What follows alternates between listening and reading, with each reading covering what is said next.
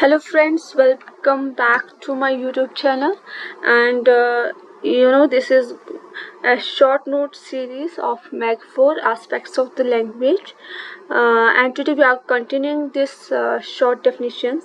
If you have not watched part 1 and part 2 yet, please check those out first so you can follow along easily. Let's get started. Sapir-Whorf hypothesis. So what is this? Safer-wolf hypothesis को linguistic relativity भी कहा जाता है। इसमें क्या किया जाता है, इसमें ये थ्योरी हमें ये सजेस्ट करती है जो भी लैंग्वेज होती है उसका एक स्ट्रक्चर होता है और उसका एक वोकैबुलरी होती है, राइट। उसका जो अलग से जो उसका अपना स्ट्रक्चर और वोकैब होता है वो स्पीकर को इन्फ्लुएंस करता है कि वो कैसे सोचता है, कैसे बिहेव करता है और कैसे परसीव करता है रियलिटी को। ओके, और ये जो थ्योरी है ये किसने दी थी? ये दी थी एडवर्ड सेफर ने और बेंजामिन ली वोल्फ ने 20th सेंचुरी में। अब इस हाइपोथेसिस के दो वर्जन्स है, एक है स्ट्रॉन्ग वर्जन और है week version.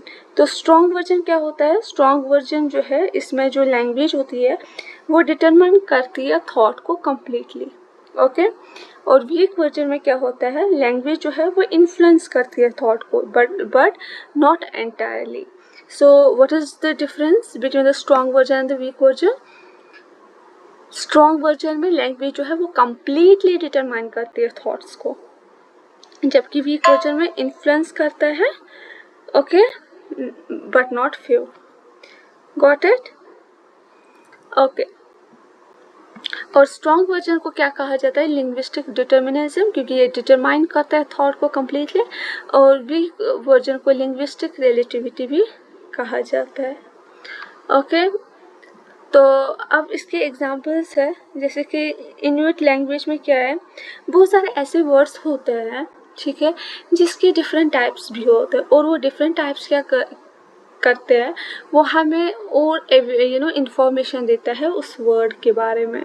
For example snow के बारे में there are different varieties of the word of snow, okay, जिससे हमें और मोर इंफॉर्मेशन मिलती है स्नो की, ठीक है। डैट मीन्स यहाँ पर एक डिटरमाइन करता है थॉट्स को कम्प्लीटली, वर्ड्स जो है वो डिटरमाइन करते हैं थॉट्स को कम्प्लीटली। अब वीक वर्जन में लेते हैं एग्जांपल अंकल, ठीक है। अंकल जो है इंग्लिश वर्ड है और ये कवर करते हैं सारे मेल रिलेटिव्स को। तो यहाँ पर स्पेसिफाई नहीं किया जाता है कि फॉर एग्जांपल जैसे कि हम हिंदी में डिफरेंट वर्ड्स यूज़ करते हैं, मामा, चाचू, ताऊ। तो यहाँ पर जो ये वर्ड है इसके जो थॉट्स जो है ये इन्फ्लुएंस करता है खाली, बट कम्प्लीटली डिटरमाइन नहीं करता है, ओके। तो ये है वीक वर्जन और स्ट्रॉन्ग वर्जन। अब टोन्स इन इंग्लिश में कैसे यूज़ किया जाता है? सो टोन जो है it is just a variation in pitch when speaking. और इसमें क्या किया जाता है, जैसे कि आप लोगों ने पीके मूवी में देख लिया होगा कि उसमें आमिर खान कैसे वो अच्छा वर्ड जो है वो कैसे टोन चेंज कर टोन को चेंज कर करके उसका मीनिंग चेंज कर लेता है, राइट। तो ऐसे इसमें भी होता है कि जब हम टोन को चेंज करते हैं तो वर्ड का मीनिंग भी चेंज हो जाता है without changing the particular word, okay. तो इंग्लिश में ज़्यादातर हम क्या यूज़ करते हैं? Intonation, got it. तो यानी rise and fall of the voice जो कि एक्सप्रेस करते हैं मीनिंग, इमोशन और सेंटेंस को। इसमें कौन कौन से टाइप आते हैं? Falling tone, rising tone, rise and fall tone. Falling tone तब यूज़ किया जाता है, ये जैसे कि कल भी मैंने आपको लेक्चर में बताया था फॉलिंग टोन के बारे में। यहाँ पर क्या होता है, जब भी सेंटेंस को ख़त्म करते हैं तो सेंटेंस एंड हो जाता है तो वॉइस ड्रॉप होती है। और ये ज़्यादातर कब यूज़ होता है? ये ज़्यादातर स्टेटमेंट्स में यूज़ किया जाता है जहाँ पर कमांड्स हो और सर्टेनिटी हो। For example she is coming, okay. Rising tone तब यूज़ किया जाता है जहाँ पर at the end of the sentence voice rise होती है। ये ज़्यादातर क्वेश्चन में यूज़ किया जाता है और जहाँ पर अनसर्टेनिटी हो और सरप्राइज हो। For example are you ready, right. और फॉल एंड राइज टोन कब यूज़ किया जाता है? जब हेजिटेशन हो, पोलाइटनेस हो या डाउट हो। For example I might come, okay.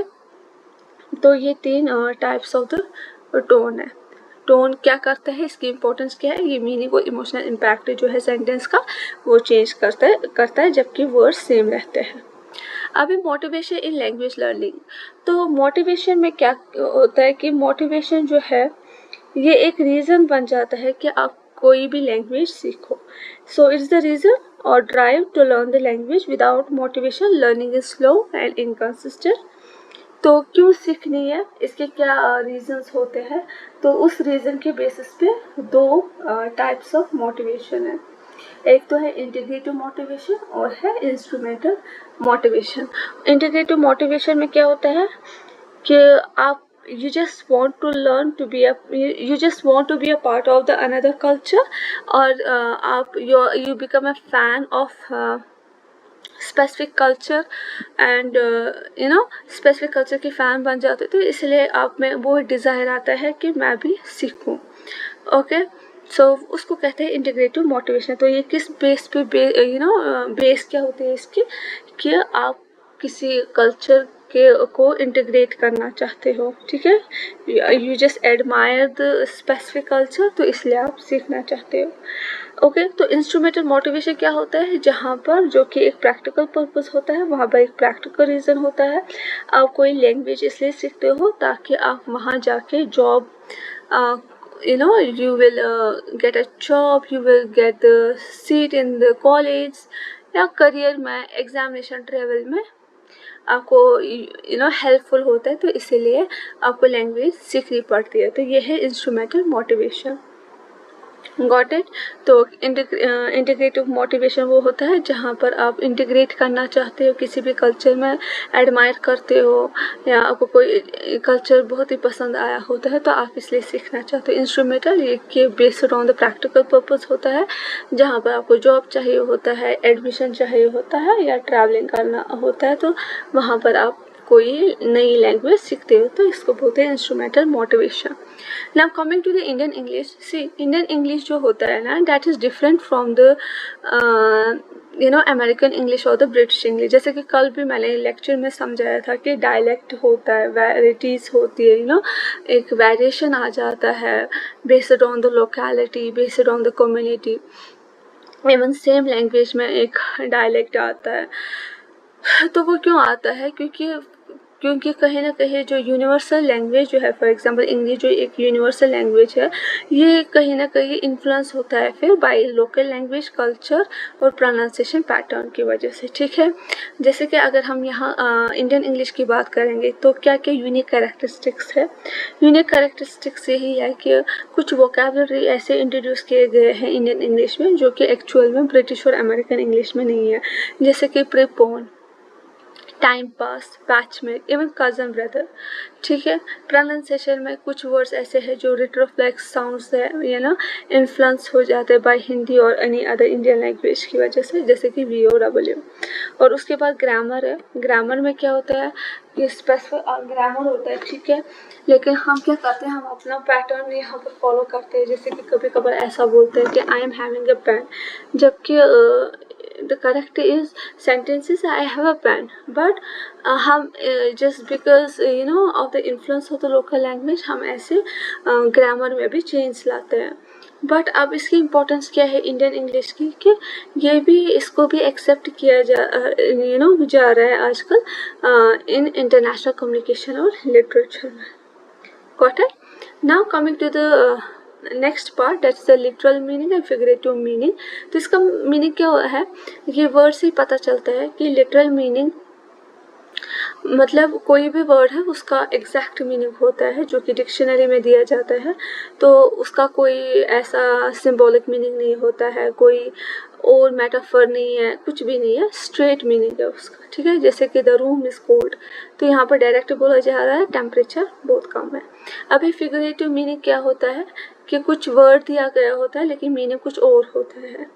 ठीक है, और ये वर्ड्स कहाँ पर ज़्यादातर यूज़ होते हैं, लिटरेचर और पोइट्री में. ज़्यादातर ऑथर्स इन्हीं वर्ड्स को यूज़ करते हैं ताकि वो जो लैंग्वेज है पोइट्री में, लिटरेचर में है, वो ज़्यादातर रिचर और मोर एक्सप्रेसिव लगे. Okay, for example she is the sunshine of my life, तो वो एग्जैक्टली सनशाइन नहीं है, but she is the happiness in my life, तो इसलिए मैंने लिखा है सनशाइन. तो सनशाइन का मतलब क्या होता है, हैप्पीनेस. यहाँ पर भी एक एग्जांपल दी गई है, she gave me a cold look.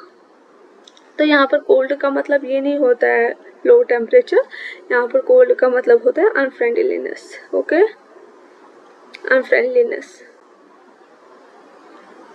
Got it.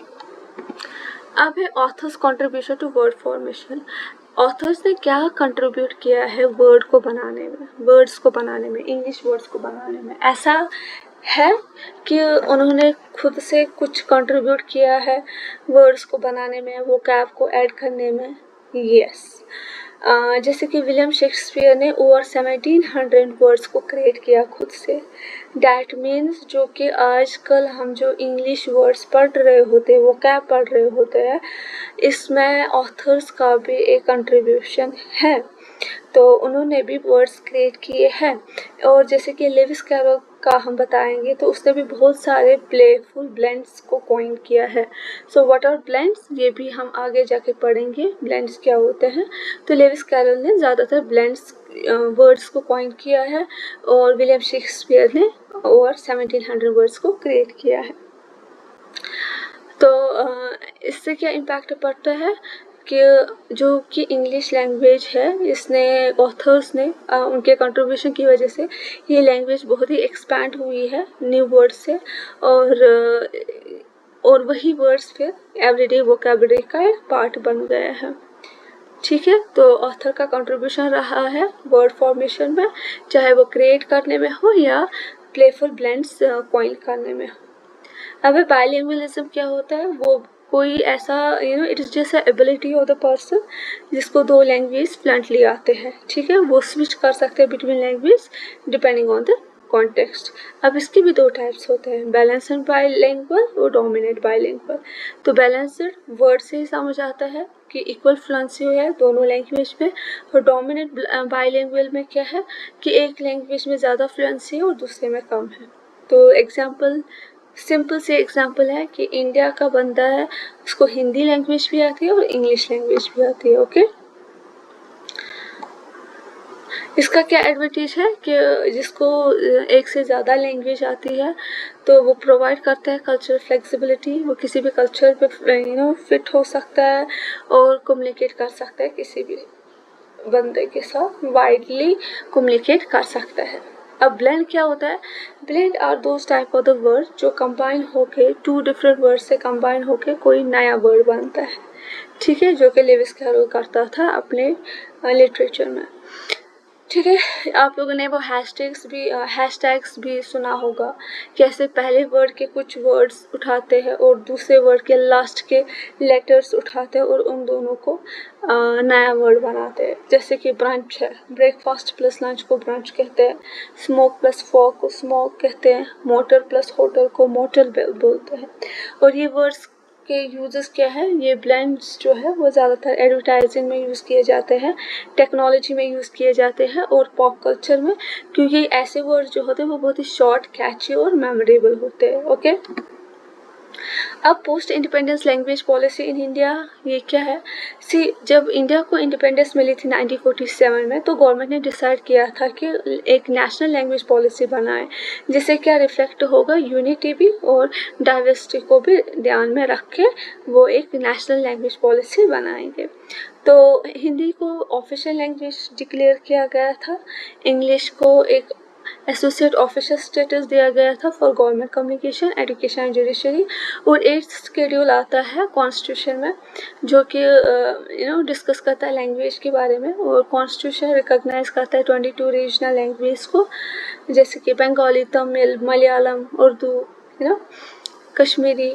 और अगर हम बात करेंगे जो इंडिया है वो किसको फॉलो करता है, 3 लैंग्वेज फॉर्मूला को फॉलो करता है, यानी प्रमोट करता है एक तो हिंदी को जो कि ऑफिशियल लैंग्वेज है, इंग्लिश है जो कि ऑफिशियल स्टेटस है फॉर गवर्नमेंट कम्युनिकेशन, और है रीजनल लैंग्वेज को. ठीक है, तो ऐसा क्यों करते हैं, रीजनल लैंग्वेज को क्यों इम्पोर्टेंस दी है, क्यों प्रमोट करते हैं, ताकि नेशनल इंटीग्रेशन को मेंटेन करते करते वो लिंग्विस्टिक डाइवर्सिटी को भी प्रिजर्व करे. ठीक है, so this was all about today's lecture. Okay, I hope you will like it. तो शेयर करें, लाइक करें और सब्सक्राइब करें. और नेक्स्ट चैप्टर के लिए, नेक्स्ट यूट्यूब लेक्चर के लिए रेडी रहिए।